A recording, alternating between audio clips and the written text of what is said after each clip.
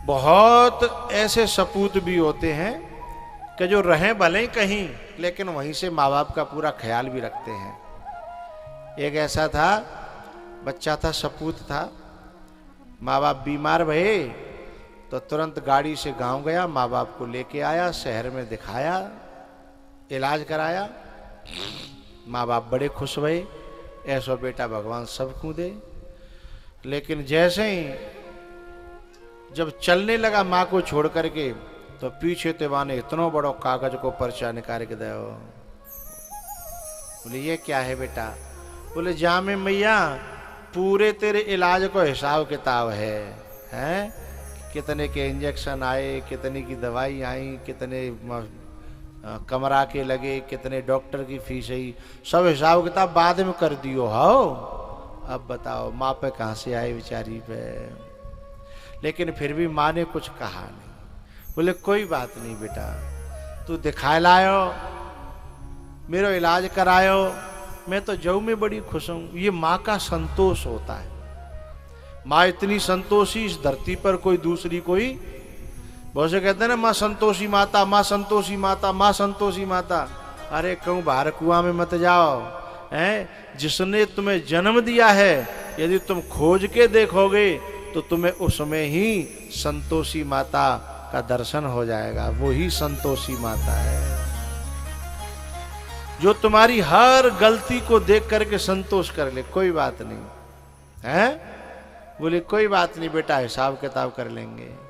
लेकिन वह मैया की जगह यदि मैं होता ना तो मैं बातें 50 सवाल करता हूँ कि बेटा तेने बेड को खर्चा जाम लिखो है, तेने 5 दिन बेड पे स्वाई हूँ, बाकी पैसा मांग रहा है तू, और मैंने तू कितने दिन स्वायो बाको खर्चा? बेड पे, गोदी में, कंधा पे, पेट में, बाको हिसाब किताब तो तभी होगा ना जब तू कर ही रहो है, तो हिसाब किताब तभी होगा। मैं हो तो, लेकिन मां नहीं कहती इस बात को।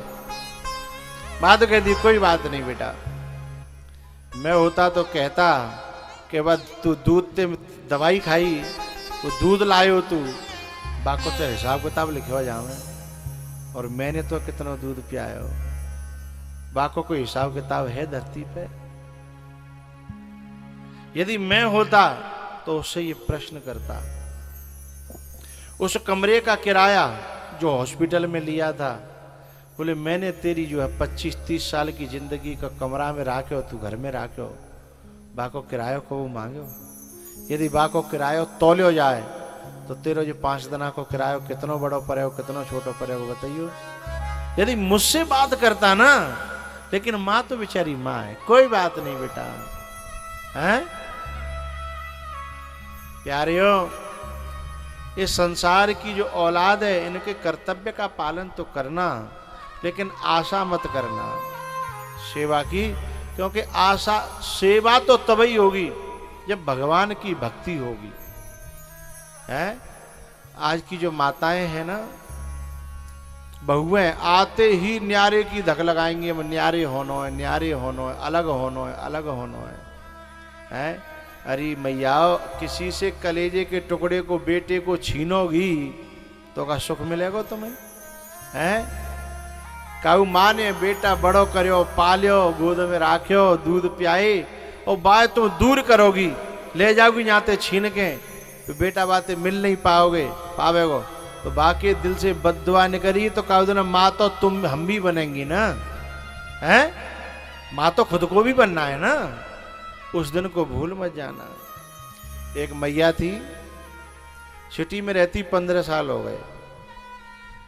उसका बेटा एक दिन मेला में लेके गई, 2.5 साल का था, बेटा खो गया। अब चारों तरफ माइकों पे आवाज लगे, और वो तो बेहोश है जाए, होश आवे फिर गिर पड़े, फिर बेहोश हो जाए, फिर गिर पड़े, फिर बेहोश हो जाए। बड़ी 2.5 घंटा पीछे बाको बेटा मिलो, चुपकाए कि इतनी रोई, इतनी रोई। बाकी पति ने कही, एक बात समझ में आई तेरे? बोले का कि 15 साल ते तेने मैं अपनी माते ना मिलन दो, जब ते आयो हूं सिटी में, गांव ना गयो। वो भी एक माँ है मेरी माँ पे क्या बीत रही होगी तू जान सकती है। तब एकदम बोली, आज मुझे एहसास हो गया कि बेटे के दूर करने का क्या परिणाम होता है। तो तुरंत बोली, अब हम गांव चलेंगे, या तो माताजी को यहां लेके आएंगे अपने संग, या फिर अपन भी अब वहीं रहेंगे। बेटा ने कम पड़ेगा तो कम पड़ जाएगा, लेकिन कम से कम इंसानियत जिंदा तो रहेगी।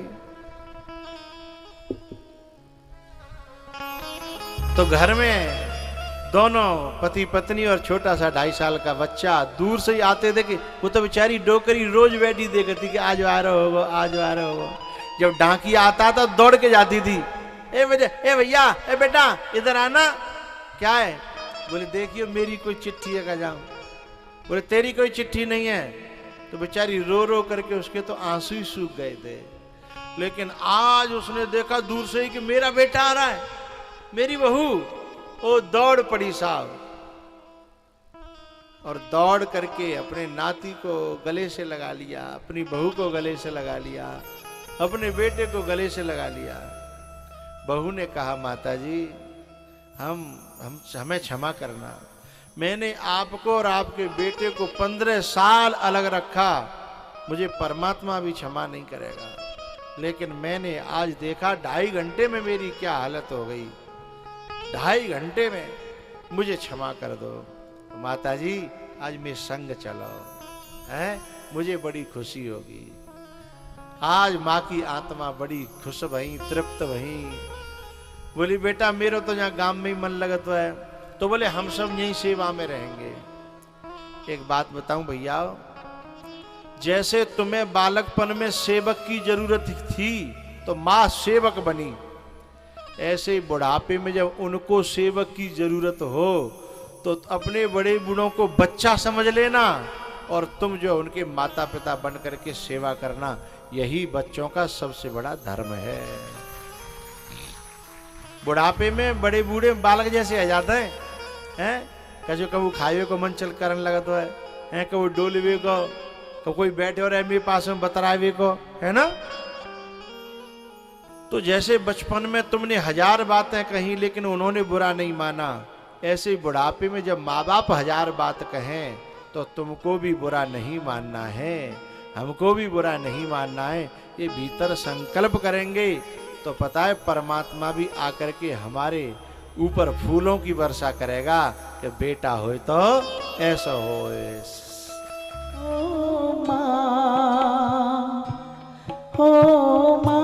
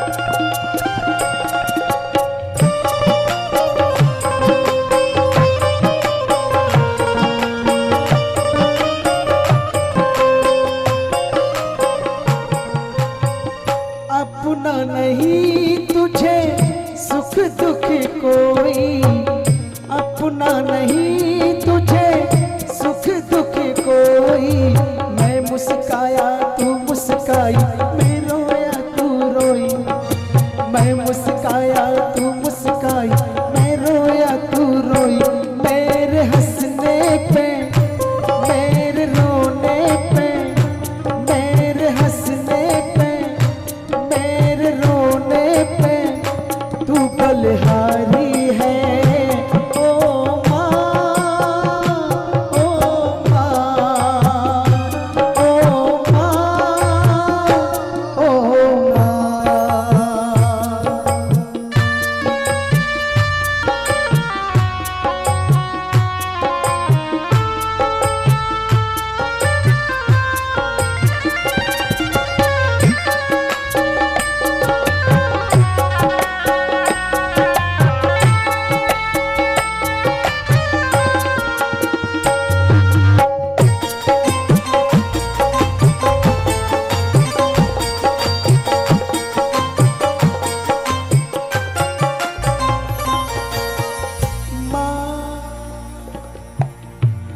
एक बात बताऊं, भगवान दास जी की माता जी नहीं है ना, गुजर गई।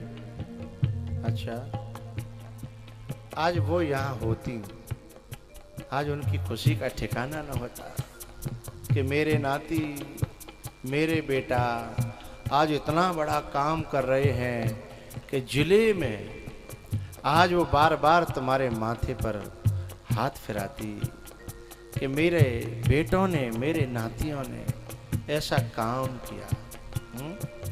क्योंकि माँ बाप जो है ना, जब अपनी संतान को अच्छे मार्ग पर चलता हुआ देखते हैं ना, तो उनकी खुशी का ठिकाना नहीं होता। हाँ? आज इस शीला के भी कितने बड़े भाग हैं कि इन्हें ऐसे बेटा मिले हैं जिन्होंने कथा को खोजा, इस गंगा को खोजा और यहाँ लेकर के आए। तो आज ये माँ भी तुम्हें इतना आशीर्वाद देती होगी हृदय से कि मेरे बेटों ने मुझे परीक्षित बनाया, मेरे बेटों ने मुझे आज ऐसी ये संसद में बैठना ज़्यादा कठिन नहीं है। झूठ साच बोल के बैठ सकता है व्यक्ति, लेकिन परीक्षित की गद्दी पे बैठना बहुत बड़ी सौभाग्य की बात है।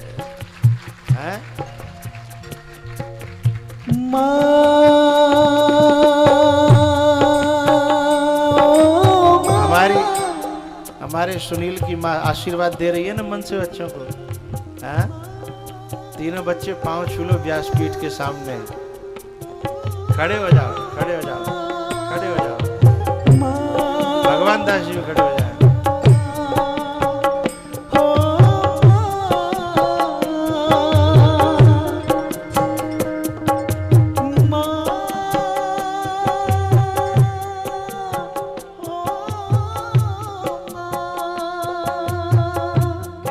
लग रहा है आज, कितना प्यारा लग रहा है। जहाँ संतान के सिर पर जहाँ माता पिता का पंजा हो, बहुएं जहाँ बेटी जैसी लगती हो, कितना प्यारा लगता है।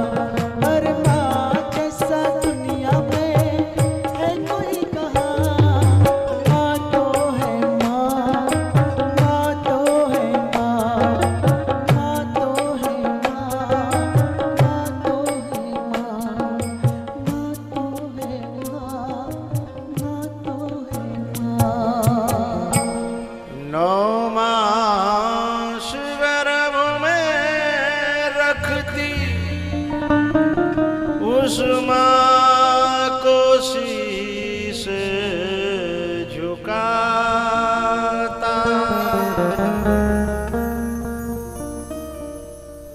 नौ मास गर्भ में रखती उस माँ को शीश झुकाता, कितना निर्मल और पावन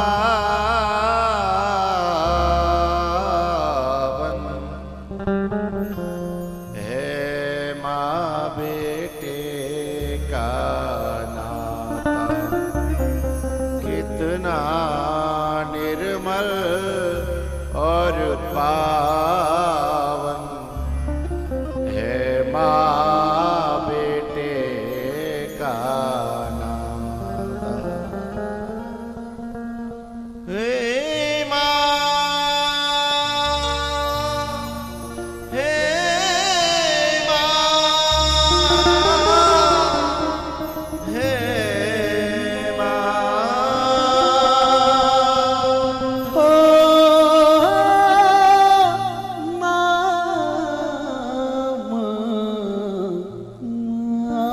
कितनी भोली है, तू कितनी प्यारी है, न्यारी न्यारी है। ओ माँ, ओ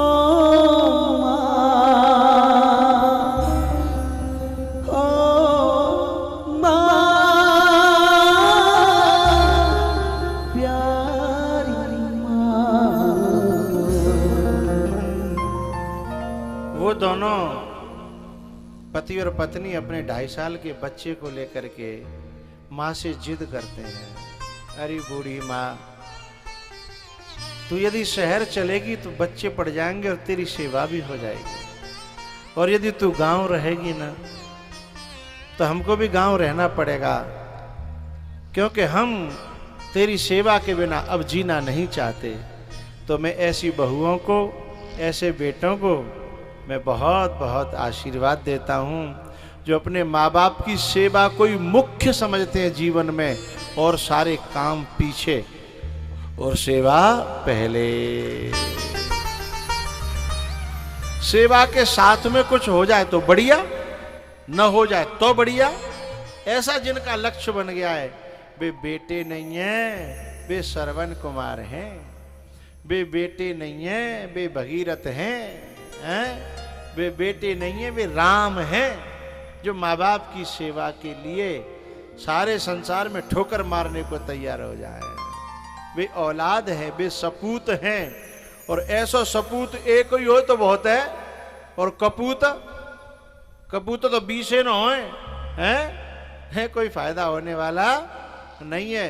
वे खुद भी नरक में जाते हैं, और माँ बाप को तो यहीं जीते जी उनको नरक बना देते हैं। तो भैया उसने निर्णय कर लिया, उसकी पत्नी ने भी, और मैं उन पत्नियों को भी बहुत बहुत साधुवाद और आशीर्वाद व्यासपीठ से, कि जो अपनी माताजी यानी सासू माँ, माताजी की सेवा के लिए सारे सुखों का त्याग कर दे, अपने सारे मनोकामनाओं का त्याग कर दे, केवल एक ही बात राखे कि मुझे तो मम्मी की सेवा करनी है, मुझे तो मम्मी की सेवा करनी है। ऐसी जिसके दिल में बात बस जाएगी, उस देवी के चरणों में देवता भी आकर के माथा झुकाएंगे, ऐसा नियम है।